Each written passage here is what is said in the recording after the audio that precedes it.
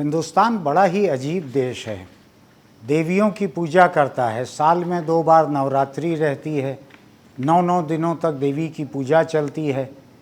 वैसे भी देवी की पूजा जगह जगह होती है इस देश में। और फिर ये सरकार, मोदी सरकार जब आई तो उसके बाद बेटी बचाओ बेटी पढ़ाओ इस किस्म के कई नारे निकले। जगह जगह बेटी बेटी बेटी होता है। मध्य प्रदेश में शिवराज सिंह चौहान अपने आप को हर लड़की का मामा खुद ही होकर साबित करते हैं। वो बेटी बेटी बेटी करते रहते हैं, भांजी करते रहते हैं। केंद्र सरकार तरह तरह से लड़कियों के लिए कार्यक्रमों की बात करती है। देश की कुछ सबसे चर्चित बेटियां जनवरी के महीने से लेकर अभी तक 6 महीने हो रहे हैं, अपने देह शोषण, अपने सेक्स शोषण के खिलाफ लड़ाई लड़ रही हैं।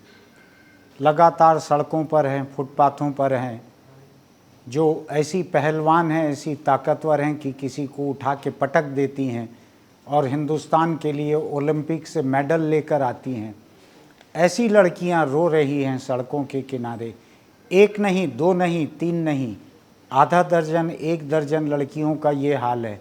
और ये वो लड़कियां हैं जो हिंदुस्तान के एक सबसे ताकतवर सांसद के खिलाफ मुंह खोलने की हिम्मत जुटा पा रही हैं। बहुत सी लड़कियां और होगी जो हिम्मत नहीं जुटा पा रही होंगी।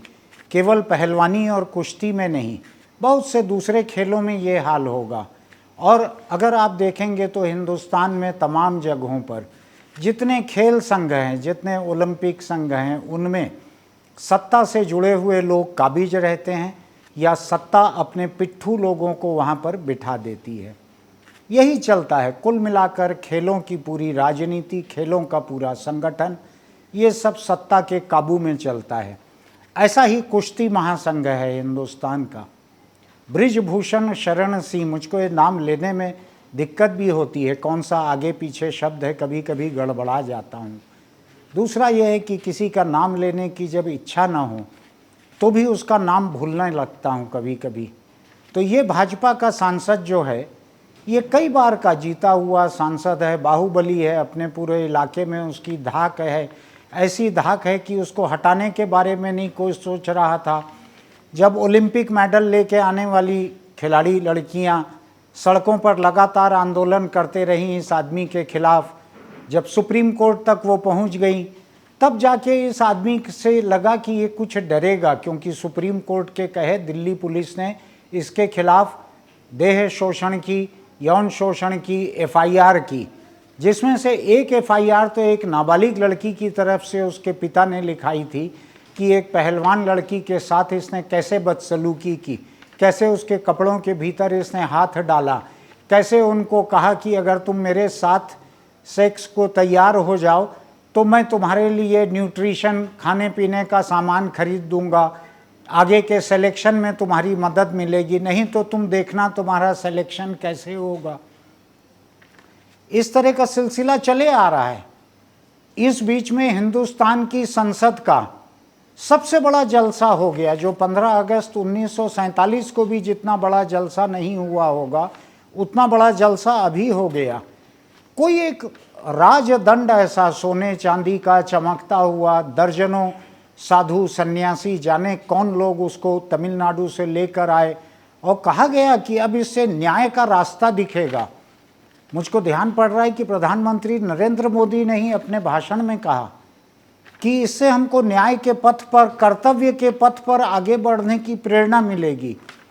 अब मैं नहीं जानता कि ये पथ जो है ये जंतर मंतर से होकर गुजरता है कि नहीं, या कुश्ती महासंघ के दफ्तर के सामने से ये पथ निकलता है कि नहीं। ये न्याय पथ, ये कर्तव्य पथ, इस पे चलने वाले लोग इस राजदंड की मदद से, क्या सेंगोल या ऐसे कुछ नाम था उसका, मैं ये नाम भी भूल रहा हूँ, तो क्या उसको लेकर जो चलेंगे प्रधानमंत्री, तो क्या रास्ते में ये कुश्ती महासंघ पड़ेगा? क्या बृजभूषण सिंह का सांसद वाला बंगला रास्ते में पड़ेगा? क्या जंतर मंतर पड़ेगा जहां सड़कें जो हैं इन लड़कियों के आंसुओं से धुली हुई हैं? क्या इनमें से कुछ दिखेगा? लेकिन मैं महज केवल उसी बात को दोहराने के लिए, जो हम 2 बार 3 बार बोल चुके हैं, उसको दोहराने के लिए यहाँ नहीं आया हूँ।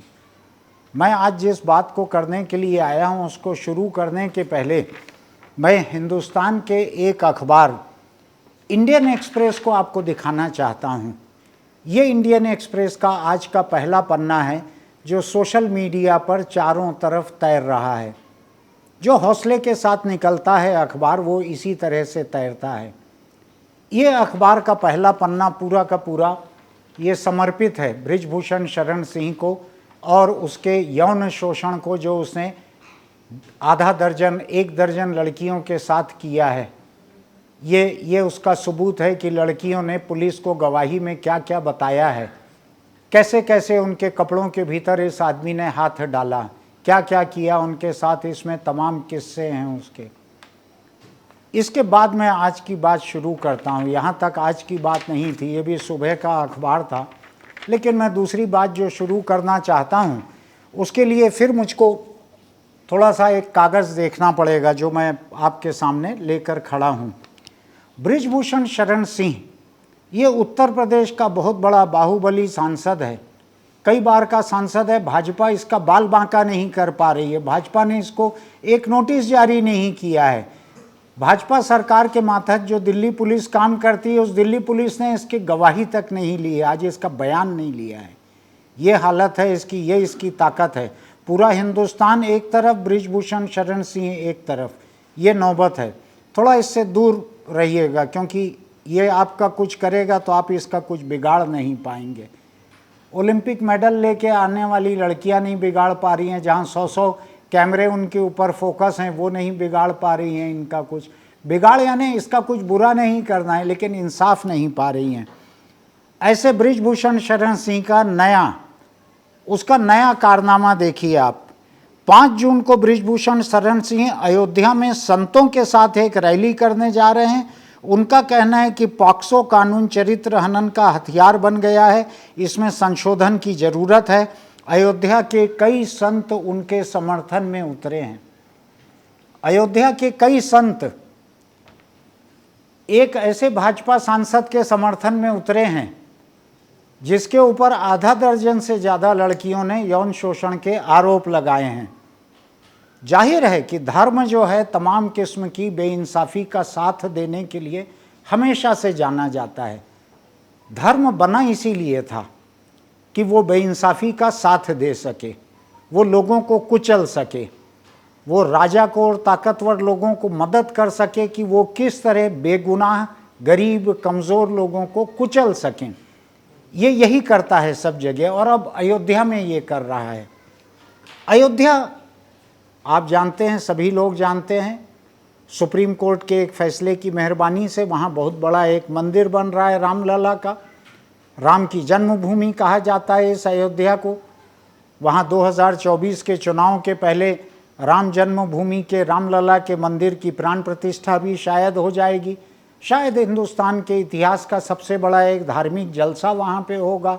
अभी जो संसद में हुआ है इससे 1000 गुना लाख गुना बड़ा जलसा वहाँ पर होगा। इस अयोध्या को केवल राम के नाम से जाना जाता है। अदालत में, अदालत के बाहर, राम जन्मभूमि आंदोलन, किसी भी जगह आप देखिए अयोध्या का नाम राम के नाम से जुड़ा हुआ है।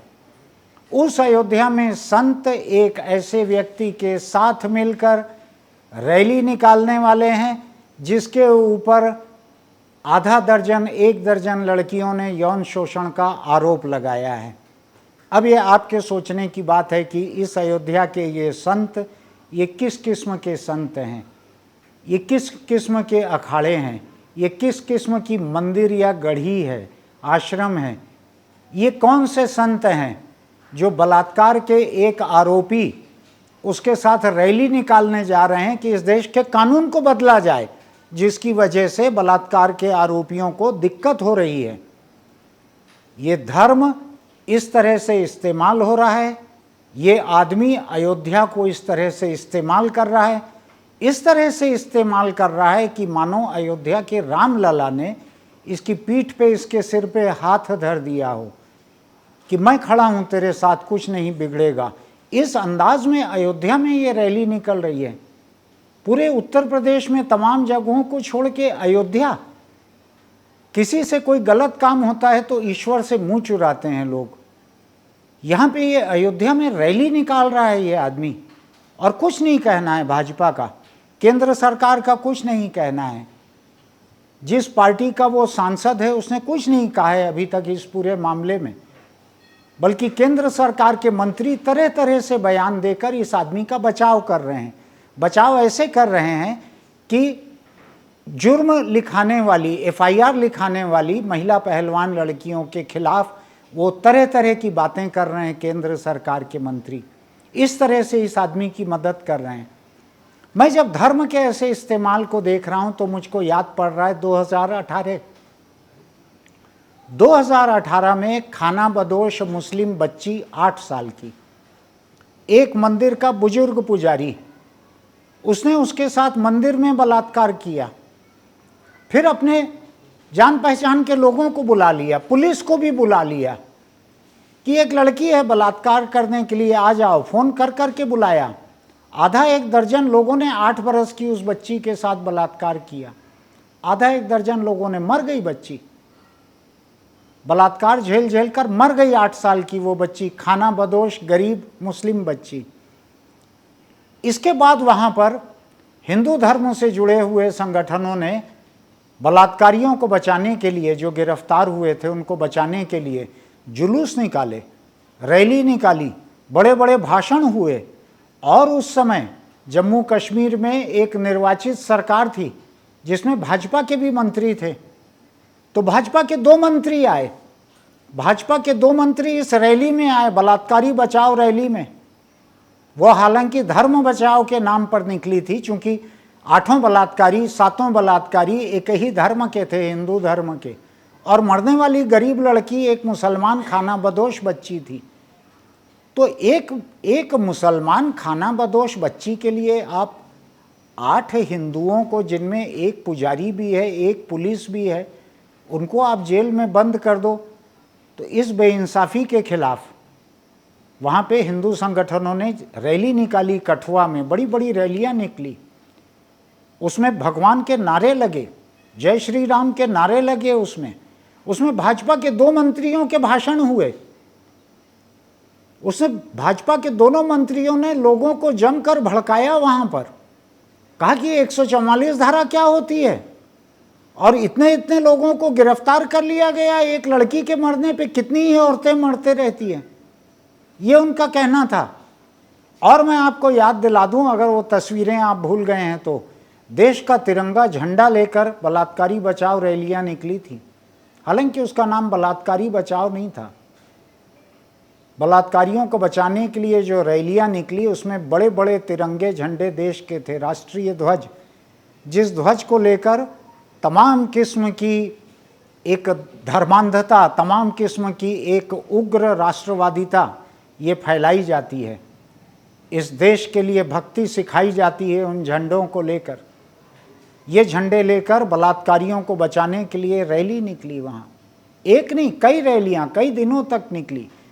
ये भाजपा के 2 मंत्री शामिल हुए, आम सभाओं में भाषण हुए, इनके भारी आक्रामक भाषण हुए। आखिरी में नौबत ये आई कि एक हिंदू महिला वकील जो कि इस बच्ची का केस लड़ने के लिए तैयार हुई, वहाँ के जम्मू के तमाम वकीलों ने मिलकर ये तय कर लिया, हिंदू बहुतायत इलाका है, उन्होंने मिलकर तय कर लिया कि कोई व्यक्ति इस बच्ची का केस नहीं लेगा। 8 साल की मुस्लिम खाना बदोश बच्ची मर गई तो मर गई, उसके लिए क्या आधा दर्जन 1 दर्जन हिंदुओं को फांसी पे चढ़ाओगे?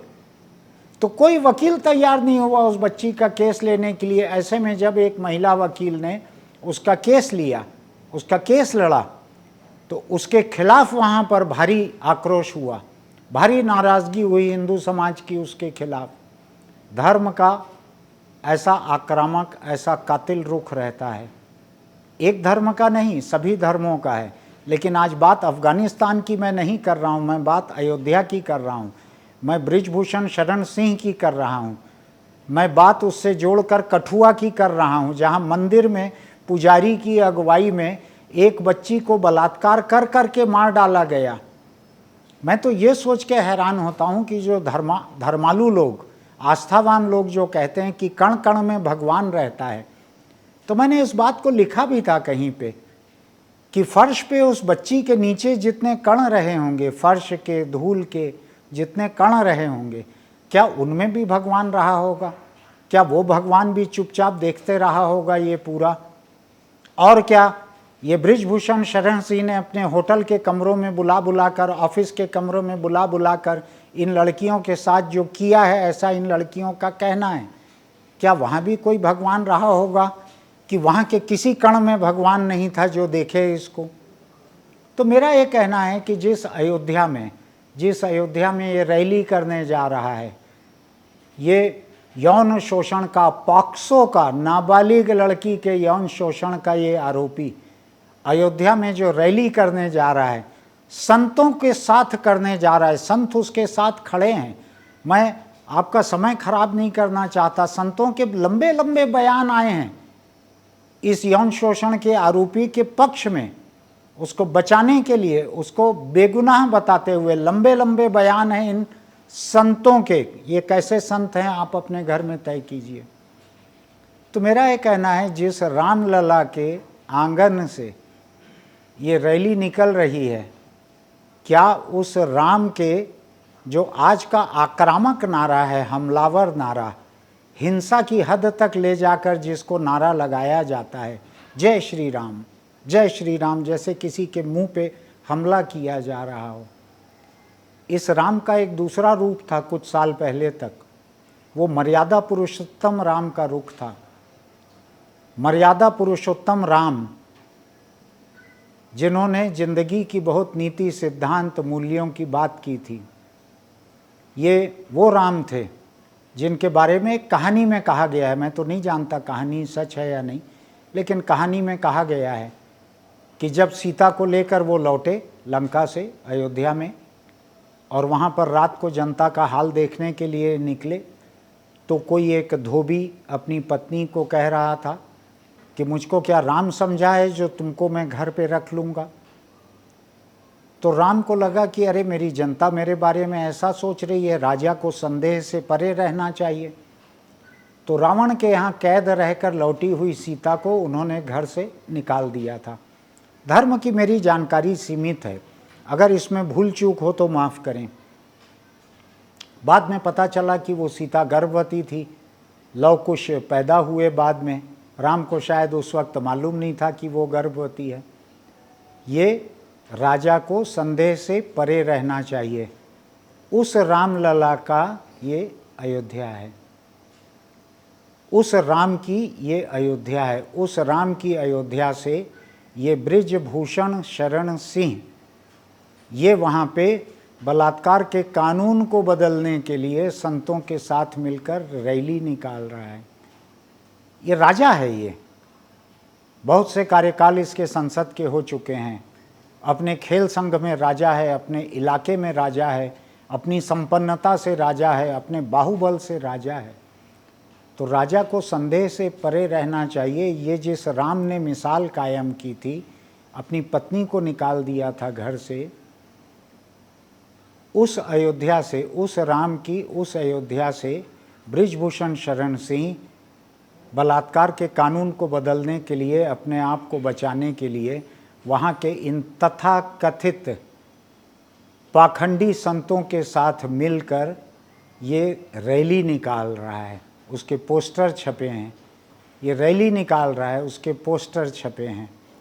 ये किस तरह की राम की मिसाल है, ये किस तरह के संत हैं, ये किस तरह का धर्म है, ये धर्म का किस तरह का इस्तेमाल है, ये संसद की ताकत का कैसा इस्तेमाल है, ये भाजपा का सांसद होने का कैसा इस्तेमाल है।